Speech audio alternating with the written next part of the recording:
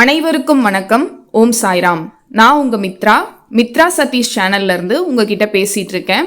இன்னைக்கு நம்ம பார்க்க போறது ஹேமாமா வாழ்க்கையில பாபா எப்படி முதலா வந்தாரு, அவங்களுக்கு எப்படி அறிமுகமானாரு, அதுக்கப்புறம் அவங்க வாழ்க்கையில பாபா உடனான சில ஆன்மீக அனுபவங்களையும் அவங்களுடைய பயணங்களையும் தான் இந்த வீடியோல நம்ம பார்க்க போறோம்.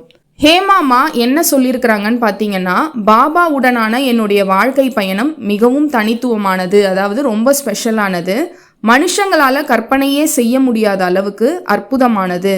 நான் ஒருபோதும் இந்த மாதிரியான அனுபவங்கள்லாம் என் வாழ்க்கையில் நிகழும் அப்படின்னு நினச்சதே கிடையாது. என்னுடைய முழு பெயர் ஹேமா தியோத்தியா. நான் குருகிராமில் வசிக்கிறேன் அப்படின்றத சொல்லியிருக்கிறாங்க. 2008 பார்த்தீங்கன்னா குருகிராமில் சவுத் எண்ட் அப்படின்ற ஒரு பகுதியில் தான் இவங்க வசிச்சுட்டு வந்திருக்கிறாங்க. அப்போ இவங்களுடைய மாமா பையன் இருக்கார் இல்லையா, மைத்துனர்னு சொல்லுவாங்க, அவரு பாபாவை அறிமுகப்படுத்துகிறாரு. அங்கே உள்ள சாய்ராம் கோவிலுக்கு போய் பாபாவை பாரு, தரிசனம் பண்ணு அப்படின்றத ஹேமாமா கிட்ட சொல்லியிருக்கிறாரு. உடனே இவங்களால போக முடியல. ஆனால் சில நாட்கள் கழித்து பார்த்தீங்கன்னா அந்த கோவிலுக்கு ஹேமாமா போகிறாங்க. அந்த கோவிலுக்கு போய் முதலா பாபாவுடைய சிலையை பார்த்த உடனே ஹேமாமாவுக்கு ஏதோ ஒரு இனம் புரியாத ஒரு உணர்வு ஏற்படுது. எனக்கும் பாபாவுக்கும் ஏற்கனவே ஒரு பந்தம் இருக்கு அப்படின்ற மாதிரி ஒரு உணர்வு அவங்களுக்கு அந்த கோவிலில் பாபா சிலையை பார்த்த உடனே தெளிவாக ஏற்பட்டிருக்கு. அந்த பந்தம் தான் என்னை அவர்கிட்ட இழுத்துக்கிட்டும் போச்சு. அதுக்கப்புறம் பார்த்தீங்கன்னா இவங்க கணவர் சந்தீப்பும் குருகிராமில் இருக்கக்கூடிய அந்த பாபா கோவிலுக்கு தினசரி போக ஆரம்பிச்சு அங்கே நடைபெறக்கூடிய ஆரத்தியில் கலந்துக்கவும் ஆரம்பிச்சிருக்கிறாங்க. அந்த கோவிலுக்கு அடிக்கடி போகிறது மட்டும் இல்லாமல் அங்கே அதிக நேரத்தை ஹேமாமா செலவழிச்சும் இருக்காங்க. இதனால் பாபா உடனான அந்த அன்பு நாளுக்கு நாள் எனக்கு அதிகரிச்சுது அப்படின்றத ஹேமாமா சொல்லியிருக்கிறாங்க. இதுக்கப்புறம் 2012 அவங்க முறையாக ஷிரிடிக்கு பாபாவை பார்க்கறதுக்காக தரிசனம் பண்ணுறதுக்காக போயிருக்கிறாங்க. ஷிரிடிக்கு போன உடனே பார்த்தீங்கன்னா அந்த இடம் இவங்களுக்கு புதுசாகவே தோணலை. எல்லாமே பரிச்சயமான மாதிரி இருக்குது. ஏற்கனவே இந்த இடத்துக்கெலாம் நம்ம வந்திருக்கிறோம், ஏற்கனவே இந்த இடத்தெல்லாம் நம்ம பார்த்துருக்குறோம் அப்படின்ற மாதிரி ஒரு உணர்வு ஹேமாமாவுக்கு வந்திருக்குது. சமாதி மந்திரில் போயிட்டு பாபாவை பார்த்த உடனே பார்த்தீங்கன்னா இவங்க கண்ணில் இருந்து பயங்கரமாக கண்டினியூஸாக கண்ணீர் வழிஞ்சிக்கிட்டே இருக்குது. ஒரு குழந்தை எப்படி தன்னோட பெற்றோர் மேலே அன்பு வச்சிருக்குமோ அதே மாதிரியான ஒரு தூய அன்பு என்னுடைய மனசில் எழுந்துது. அதாவது ரொம்ப வருஷமாக ஒருத்தர் நம்மளை பிரிஞ்சிட்டாக்கா அவங்கள திடீர்னு நம்ம பார்த்தோன்னா எப்படி இருக்கும், அந்த மாதிரி நம்மளுக்கு பிடிச்ச ஒருத்தரை பார்த்தா எப்படி இருக்கும், அந்த மாதிரியான ஒரு உணர்வு சமாதி மந்திரில் ஹேமாமா நிற்கும் போது அவங்களுக்கு ஒரு விதமான உணர்வு ஏற்பட்டிருக்கு. ஹேமாமா ஷிரடியில் நடந்த இன்னும் சில அனுபவங்களையும் இங்கே பகிர்ந்துருக்கிறாங்க. துவாரகா மாயிலிருந்து இவங்க சாவடிக்கு நடந்து போகும்போது பார்த்தீங்கன்னா இவங்க காலில் ரொம்ப ஒரு கடுமையான வலி ஏற்பட்டிருக்கு. நடக்கவே முடியாத ஒரு சூழ்நிலையில் ஹேமாமா ரொம்ப வலியோடு இருந்திருக்கிறாங்க. அப்போ அங்கே பார்த்தீங்கன்னா ஒரு வயசானவர் பாபாவை போல அச்சசலாக தோற்றம், அவருக்கு பார்க்கறதுக்கு ஒரு வயசானவர் மாதிரியும் பாபா மாதிரியும் இருக்கிறாரு. இவங்க முன்னாடி நிற்கிறாரு. நின்று ஹேமாமா கிட்ட ஒரு சின்ன பாபா சிலையும் 2 ஊதி பொட்டலத்தையும் கொடுத்து அவங்க தலை மேல கை வச்சு ஆசீர்வதிக்கிறாரு. நீ ஆசீர்வதிக்கப்பட்டவள், உன் அனைத்து பிரச்சனைகளும் தீரும் அப்படின்னு சொல்லி அந்த வயசானவர் சொல்றாரு. அந்த கணத்திலேயே அவர் பார்த்தீங்கன்னா மறைஞ்சும் போறாரு. ஹேமாமா இந்த மாதிரி ஒரு வயசானவர் இந்த சிலையை கொடுத்துட்டு இப்படி மறைஞ்ச உடனே அதை பார்த்து ரொம்ப ஷாக்காக இருக்கிறாங்க. அவங்க பக்கத்திலேயே பார்த்தீங்கன்னா அந்த பூசாரியும் இருந்திருக்கிறாரு.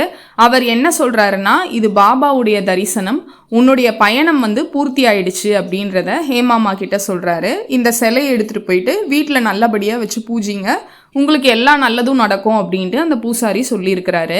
அதுக்கப்புறம் பார்த்தீங்கன்னா ஹேமாமா அந்த சிலை இருக்கு இல்லையா, பாபா கொடுத்த அந்த சிலையை வீட்டுக்கு கொண்டுட்டு வராங்க. முதல்ல அந்த சிலையை சமையல் அறையில் தான் வச்சுருக்கிறாங்க. அதுக்கப்புறம் பால்கனி இருக்கு இல்லையா, அவங்க வீட்டு மாடி, அதில் ஒரு சின்ன பூஜை அறை மாதிரி ரெடி பண்ணி ஒரு வியாழக்கிழமை அன்னைக்கு அந்த சிலையை அங்கே பிரதிஷ்டை செஞ்சு கும்பிட ஆரம்பிக்கிறாங்க. அந்த சிலை இவங்க வீட்டுக்கு வந்ததுக்கப்புறம் பார்த்தீங்கன்னா நிறைய பாபாவுடைய அதிசயங்கள் அவங்க வீட்டில் நடக்க ஆரம்பிச்சிருக்குது. பாபாவே இவங்க வீட்டுக்கு அந்த சிலை மூலமாக வந்துட்டதா தான் ஹேமாமா உணர்ந்து இருக்கிறாங்க. அந்த பாபாவுடைய சிலையை பார்த்தீங்கன்னா ஒரு வியாழக்கிழமையில பிரதிஷ்டை பண்ணியிருக்கிறாங்க இல்லையா, அடுத்த வியாழக்கிழமை பார்த்தீங்கன்னா அந்த பாபாவுடைய சிலை முழுவதும் உதியால் மூடப்பட்டிருந்திருக்குது. அதாவது தானாகவே சிலையிலேருந்து உதி அந்த சிலை முழுவதும் மூடி இருந்திருக்குது. ஹேமாமாவும் அவங்க குடும்பத்தினரும் இது பாபாவுடைய அருள் அப்படின்ட்டு நாங்கள் நம்புகிறோம் அப்படின்றத சொல்லியிருக்கிறாங்க. அதுக்கப்புறம் ஒரு நாள் பார்த்தீங்கன்னா இவங்க வீட்டு வாசலில் பாபாவுடைய படமும் சில உதி பொட்டலங்களும் யாரோ வச்சா மாதிரி அந்த இடத்துல வாசலில் வந்து இருந்திருக்குது. யாரும் ஆனால் அதை வச்சா மாதிரி தெரியல. தானாகவே அந்த பாபாவுடைய படமும் உதியும் வந்து அவங்க வீட்டு வாசலில் இருந்திருக்குது. இதுவும் பாபாவுடைய லீலை அப்படின்றத இவங்க உணர்றாங்க.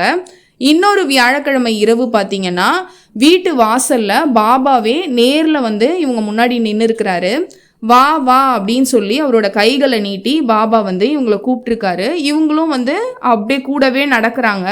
அதுக்கப்புறம் எங்கேயோ மேலே வந்து இவங்களை கூட்டிகிட்டு போகிறாரு. அதாவது மாடி அந்த மாதிரிலாம் இருக்கும் இல்லையா, அந்த மாதிரி இடத்துல கூட்டிகிட்டு போயிட்டு அவர் காணாமல் போயிட்டாரு அப்படின்றதையும் ஹேமாமா சொல்லியிருக்கிறாங்க. இன்னொரு நாள் பார்த்தீங்கன்னா ஹேமாமா எங்கேயோ வெளியே போயிட்டு வந்திருக்கிறாங்க. அப்போ பார்த்தீங்கன்னா வாசல்ல இருந்து அவங்க பூஜை ரூம் வரைக்கும் மஞ்சள் பொடியை தூவி அது மேலே வந்து பாபாவுடைய பாத சுவடு நடந்து போனார்னா எப்படி இருக்கும் அந்த மாதிரி அவருடைய பாதச்சுவடு அந்த இடத்துல இருந்திருக்கு. நம்ம கிருஷ்ண ஜெயந்தி அன்னைக்கு மாக்கோலம் போடுவோம் இல்லையா, வாசல்ல இருந்து பூஜை ரூம் வரைக்கும், அந்த மாதிரி மஞ்சள் பொடியில அப்படியே தூவி அதுல பாபா நடந்தா எப்படி இருக்கும் அந்த மாதிரி பாதச்சுவடு இவங்க வீட்டில் இருந்திருக்கு. அதுக்கப்புறம் ஹேமாமா அந்த மஞ்சளை வந்து பிரசாதமா எடுத்து எல்லாருக்கும் வந்து பகிர்ந்து கொடுத்துருக்குறாங்க. அது பாபாவுடைய பாதம், அவர் நடந்தது இல்லையா, அதனால அந்த மஞ்சளை எடுத்து எல்லாருக்கும் பிரசாதமா கொடுத்துருக்குறாங்க. அதே மாதிரி சில நேரங்களில் பார்த்தீங்கன்னா அவங்க வீட்டில் வந்து மஞ்சளை வந்து அங்கங்கே தூவுனா எப்படி இருக்கும் அந்த மாதிரியும் மஞ்சளை அங்கங்கே தூவி இருந்திருக்கிறதெல்லாம் நிறைய வாட்டி அவங்க வீட்டில் நடந்திருக்குது. அதுக்கப்புறம் சத்சரிதத்தில் என்ன சொல்லியிருக்கிறாங்கன்னா பாபா வந்து ரொம்ப சந்தோஷமாக இருந்தாருன்னா கண்டோபா கோவிலில் ஹோலி கொண்டாடுவாங்களாம். அந்த ஹோலியில் பாபா வந்து மஞ்சள் பொடியை வச்சு தான் விளையாடுவாராம். மஞ்சள் பொடியை வச்சு தான் தூவி அவர் மேலே பூசுறது, அவர் மற்றவங்க மேலே பூசுறது, அந்த மாதிரிலாம் அவர் சந்தோஷமாக இருந்தால் அந்த மஞ்சளை வச்சு விளையாடுவார் அப்படின்றது சொல்லப்பட்டிருக்கு. அதே தான் வந்து எங்கள் வீட்லேயும் பண்ணியிருந்தாரு. அங்கங்கே வந்து மஞ்சளெல்லாம் தூவி இருக்கிறதெல்லாம் எங்கள் வீட்டில் அடிக்கடி நடந்தது. எனக்கு நடந்த இந்த அனுபவங்கள்லாம் வந்து என்னால் வார்த்தையால் விவரிக்கவே முடியாது. பாபாவை வந்து அவங்க மாடிக்கு அவர் கூட்டிகிட்டு போனார் இல்லையா, அதெல்லாம் வந்து என்னால் நம்பவே முடியாத, நாங்கள் வந்து ரொம்ப பிளெஸ்டாக ஃபீல் பண்ணுற ஒரு அனுபவம் அப்படின்றத ஹேமாமா சொல்லியிருக்கிறாங்க. பாபாவுக்கு ரொம்ப பிடிச்சது பார்த்தீங்கன்னா சேவை, மற்றவங்களுக்கு சர்வீஸ் பண்ணுறது, உதவி பண்ணுறது, அது எல்லாமே பாபாவுக்கு ரொம்ப பிடிக்கும். ஏற்கனவே ஒரு வீடியோவில் வந்து இந்த ஹேமாமாவும் அவங்க ஃபேமிலியும் வந்து நிறைய இடங்களுக்கு, இந்த முதியோர் இல்லங்கள், அனாதை ஆசிரமங்கள், அங்கெல்லாம் போய் சேவை செய்கிறது, தொழுநோயாளிகளுக்கு சேவை செய்கிறத பற்றிலாம் நான் ஒரு வீடியோ போட்டிருக்கேன், அது நீங்கள் பாருங்கள். அந்த மாதிரி இவங்க சேவை செய்கிறதால தான் பாபா எங்கள் வீட்டில் வந்து ரொம்ப சந்தோஷமாக இருக்கிறாரு அப்படின்றத நான் நம்புகிறேன். அதனால தான் அவர் வந்து இந்த மஞ்சள் பொடியெல்லாம் தூவுறது, அதுக்கப்புறம் வந்து அவங்க வீட்டில் நிறைய அந்த உதியெல்லாம் சிலையிலேருந்து வர்றதெல்லாம் நடக்குது அப்படின்றத நான் நம்புகிறேன். அவர் எங்கள் வீட்டில் ரொம்ப நிம்மதியாகவும் சந்தோஷமாகவும் பாபா இருக்காரு அப்படின்றத ஹேமாமா சொல்லியிருக்கிறாங்க. 2004 பார்த்தீங்கன்னா ஹேமாமாவுடைய அப்பா வந்து இறந்து போயிடுறாரு. ஹேமாமாவுக்கும் அவர் மேலே ரொம்ப பாசம் அதிகம், அவருக்கும் ஹேமாமா மேலே ரொம்ப பாசம் அதிகம். ஒரு நாள் தீபாவளி, அதாவது மறுநாள் காலையில் தீபாவளி அன்னைக்கு முன்னாடி நாள் நைட்டு இருக்கும் இல்லையா, நடுராத்திரி, அப்போ வந்து ஹேமாமாவுக்கு வாஷ்ரூம் போகணும் அப்படின்னு சொல்லிட்டு அவங்க வந்து போகலான்ட்டு அவங்க வீட்டிலேருந்து எழுந்துக்கிறாங்க. அந்த வாஷ்ரூமுக்கு பார்த்தீங்கன்னா அவங்க வீட்டோட லிவிங் ரூம் ஹாலை தாண்டி தான் வந்து அவங்களுடைய அந்த பாத்ரூமுக்கு வந்து போகணும். போயிட்டே இருக்கிறாங்க. அவங்க ஹாலில் பார்த்தீங்கன்னா ஒரு பெரிய டைனிங் டேபிள் இருக்குது. அந்த டைனிங் டேபிள் ஷேரில் வந்து யாரோ உக்காந்துட்டு இருக்க மாதிரி ஹேமாமா வந்து பார்க்குறாங்க. பார்த்தா வந்து அவங்களோட அப்பா, இறந்து போன அப்பா வந்து அதில் உட்காந்துட்டு இருக்காரு. அவங்க அப்படியே அந்த டம் ஸ்ட்ரக்குன்னு வாங்க இல்லையா, ஒரு மாதிரி ஷாக் ஆகி அப்படியே நம்ம ஃப்ரீ ஸ்டேட்டில் நிற்போம் இல்லையா, அந்த மாதிரி ஹேமாமா வந்து நின்று இருக்கிறாங்க. நின்றுட்டு இன்னும் வந்து அவரை கிட்ட போய் க்ளோஸாக வந்து பார்த்துருக்குறாங்க. அப்போ வந்து அது பாபாவுடைய உருவம், பாபாவா வந்து அவங்களுக்கு தெரிஞ்சிருக்கிறாரு. பாபா இது நீங்களா அப்படின்னு சொல்லி ஹேமாமா கேட்குறாங்க. ஆமாம் நான் தான் அப்படின்றத சொல்கிறாரு. அதாவது மறுநாள் தீபாவளி இல்லையா, அவங்களோட இப்போ நம்ம வந்து எப்படி பூஜைலாம் நிறைய பண்ணுறோம் இல்லையா, அவங்களதில் பார்த்தீங்கன்னா பெரியவங்களுடைய பாதத்தை கழுவுறதெல்லாம் வந்து ஒரு பெரிய பாக்கியம் புண்ணியம் அப்படின்ற மாதிரி அவங்களுடைய வழக்கத்தில் அந்த பழக்கம் இருக்குது. அதனால ஹேமாமா என்ன கேட்குறாங்கன்னா, பாபா நான் வந்து உங்கள் பாதத்தை கழுவலாமா அப்படின்னு சொல்லி கேட்குறாங்க. அவரும் வந்து சரி அப்படின்னு சொல்கிறாரு. உடனே ஹேமாமா கிச்சனுக்கு போயிட்டு ஒரு பாத்திரத்தில் தண்ணியெல்லாம் கொண்டுட்டு வந்து பாபாவுடைய பாதத்தெல்லாம் கழுவுறாங்க. பாபா நான் உங்களுக்கு ஸ்வீட் ஊட்டி விடட்டுமா அப்படின்னு சொல்லி ஹேமாமா அவர்கிட்ட கேட்டிருக்காங்க. எனக்கு ஊட்டி விடு அப்படின்னு சொல்லியிருக்கிறாரு. இது எல்லாமே ஹிந்தியில் சொல்லியிருக்கிறாங்க. அதுக்கப்புறம் ஹேமாமா ஸ்வீட் எடுத்து அவருக்கு ஊட்டியும் விட்டுருக்காங்க. அதுக்கப்புறம் ஹேமாமா வாஷ்ரூம்லாம் போயிட்டு வந்துட்டு அவங்க ரூமில் வந்து தூங்கிட்டு இருக்காங்க. மறுநாள் காலையில் அவங்க கணவர் சந்தீப்பு கிட்ட நைட்டு நடந்த எல்லா விஷயத்தையும் சொல்கிறாங்க. டைனிங் டேபிளில் வந்து எங்கள் அப்பா உட்காந்துட்டு இருந்தாரு. இறந்து போன எங்கள் அப்பா வந்து எப்படி இங்கே வந்தார் அப்படின்னு சொல்லி நான் கிட்ட போய் பார்க்கும்போது அது பாபாவாக மாறிட்டாரு. நான் அவருடைய பாதத்தை கழுவுனேன், அவருக்கு வந்து ஸ்வீட்லாம் ஊட்டி விட்டேன் அப்படின்றத ஹேமாமா சொல்கிறாங்க. அவங்க கணவர் என்ன சொல்கிறாருன்னா, அப்படியா பரவாயில்லையே, பாபா வந்திருக்காரு அவங்க கனவுல வந்து ஸ்வீட்லாம் சாப்பிட்ருக்காரு, இவ்வளோ சூப்பரான கனவாக இருக்கே அப்படின்ற மாதிரி அவங்கக்கிட்ட பேசிகிட்டு இருக்காரு. அதுக்கப்புறம் ஹேமாமாவும் அவங்க கணவரும் பார்த்தீங்கன்னா டைனிங் ரூமில் போயிட்டு அந்த டைனிங் டேபிளை பார்க்குறாங்க.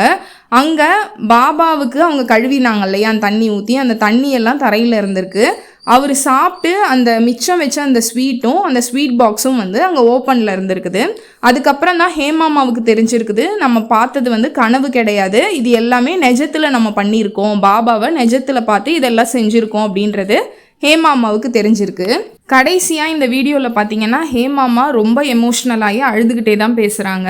அவங்களும் அவங்க கணவரும் பார்த்தீங்கன்னா அந்த ஸ்வீட்லாம் அவர் சாப்பிட்டு வச்சதெல்லாம் அங்கே இருந்தது இல்லையா, அதை பார்த்த உடனே அழுதுகிட்டே, பாபா நீங்கள் எப்போவும் எங்களை விட்டு போயிடாதீங்க, உங்களுடைய ஆசீர்வாதம் வந்து எப்போவும் எங்களுக்கு இருக்கணும், எப்போவும் எங்கள் கூடவே இருங்க அப்படின்றத நாங்கள் அவர்கிட்ட அப்போ வேண்டிக்கிட்டோம் அப்படின்றத ஹேமாமா சொல்லியிருக்கிறாங்க. பாபா எப்பவும் உடல் ரூபத்தில், அதாவது உருவமாக நம்ம கூட இல்லைன்னாலும் அரூபமாக அவர் எப்பவும் நம்ம கூட இருக்கிறாரு. அவர் கூறிய அந்த நம்பிக்கை, பொறுமை, ஸ்ரத்தா சபூரி அந்த வழியை வந்து நம்ம கடைபிடிக்கணும். அன்னதானம் மகாதானம் அப்படின்ட்டு அவர் போதிச்சபடி நாம் அந்த சேவையை செஞ்சு கடவுளை அடையலாம் அப்படின்றத ஹேமாமா சொல்லியிருக்கிறாங்க. பாபாவை அடைய கடினமான விதிமுறைகள்லாம் தேவையில்லை, தூய அன்போட அவர் அழைச்சா போதும், பாபா எங்களுக்கு வேற எதுவும் வேணாம், நீங்களே போதும் அப்படின்ட்டு கேட்டாலே போதும், எல்லாமே பாபா கிட்ட இருந்து நமக்கு கிடைக்கும் அப்படின்றத ஹேமாமா சொல்லி இந்த பேட்டியை முடிச்சிருக்கிறாங்க. இப்போ இந்த வீடியோவில் ஹேமாமா வாழ்க்கையில் பாபா எப்படி வந்தார், என்னென்ன லீலைகள்லாம் செஞ்சார் அப்படின்ட்டு நான் சொன்ன விஷயங்கள் உங்களுக்கு பிடிச்சிருக்கும்னு நம்புகிறேன். அடுத்ததாக பாபா நிகழ்த்தின வேற ஒரு அற்புதத்தை பார்க்கலாம். நன்றி, வணக்கம், ஓம் சாய்ராம்.